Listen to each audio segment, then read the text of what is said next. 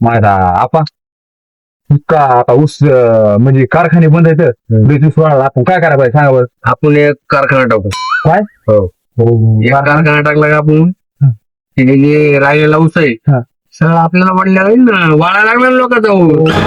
आता इकडे बघा येतं कारखाने सगळे शिव बंद बघा ना. ना शिव इकडून ते शिव. कारखाना. छत्रपती आणि शिव आणि आपण बाजार. शिवबाच्याच कारखाना हो, आणि आपला मध्ये टाकू. आणि आता असं सगळ्याच्या मध्ये आपला टाकू मायच्या दाना लयच राईट गेम होतो ना आपा ह्यो.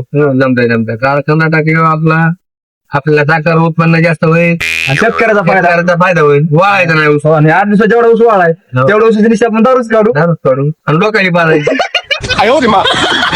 लयच भारी ना पाहिजे नाही पेणारला पे म्हणायचं. त्याला काय शेतकऱ्याचा भाव रटाम द्यायचा जाऊन द्यायचं. त्यांना 3.5 दिलं की आपण 4 द्यायचा धंदे राईट आपण 40 रुपये लिटरलाच बाटली द्यायची का?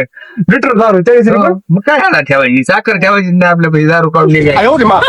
भाऊ शेतकऱ्याचा लय फायदा होईल ना लय पुन्हा फायदा होईल, हो. कुणी बी दारू 3 मारा कुणी- आणि भारीतला माल काढायचा पुन्हा हो. मध्ये आणखी काढा दारू किती म्हणायची.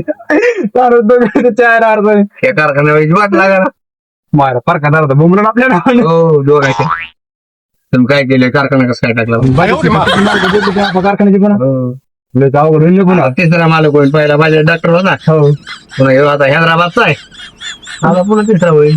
दादा येड्यासारखाच करून पुन्हा माझं का पुरी द्यायचा का ना आपला नाही ना बोलू नका. दादा मागवत लागून आपल्या म्हणजे मार ह्यांना कारखाना टाकला पुन्हा उसाला भाव 4,000 वाटत ना पहिल्यापासून लुटलेलं सगळं लोकांचं